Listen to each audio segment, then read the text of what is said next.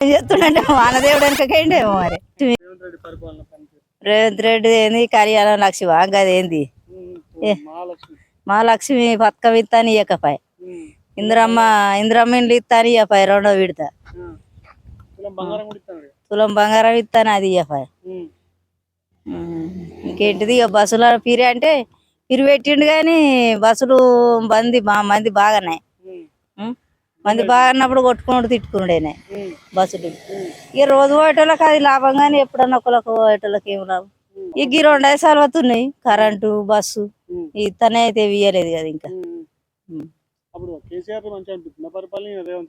కేసీఆర్ మంచిగా ఎందుకంటే ఈ రైతు బంధు టైంకి వేసిండు ఆయన.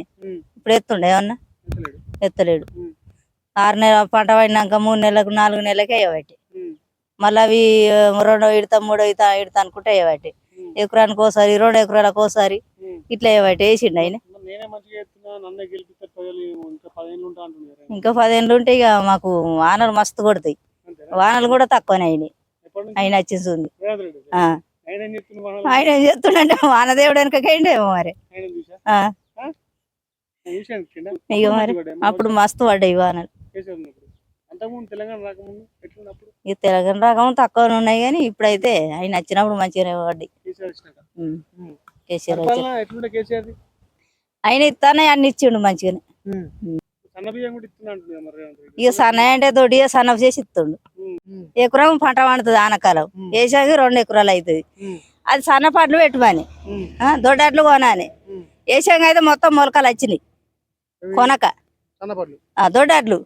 ఇప్పుడు సన్నపార ఎత్తిమి అది గిట్లా ఆనలు కొట్టి గాడిపోతే మొత్తం నారా పడుతుంది గొలక పెట్టుది. అది మేము మునుగుడే కదా ఇక. ఇప్పుడు దొడ్డట్లు పెడతామంటే కొనాలి. ఇక సన్నపి వేసిరు మరి ఎంత రేటు పెడతాడో ఎంత ధర ఎట్లా కొంటాడు. సన్నపి ఇబ్బంది గింత పెరుగుతుంది.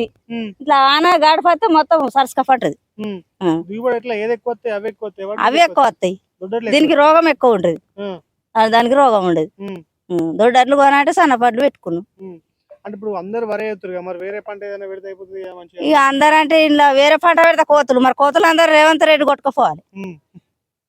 కొట్టుకపోతే మక్కలు పెడతాం, జొన్నలు పెడతాం. ఇక పత్తి ఇటు వారి అంతే. ఈ 2 తప్ప ఇవ్వండి అన్ని కోతులే. ఇబ్బందికే ఈ పొలం మరి కోతులేనా. ఏమన్నా ఇంటికాడ కాయగూర చెట్లు పెట్టుకుందామన్నా ఆ కాయగూరలు కూడా కొరక తినడే మేము. కోతులకు ఉంచే ఇక కోతుల పరిస్థితి మరి ఇక రేవంత్ రెడ్డి ఏం చేస్తాడు. తీసుకోపోవాలి మరి. తీసుకోపోతేనే ఇంకా వేరే పంటలు పండుతాయి ఇక.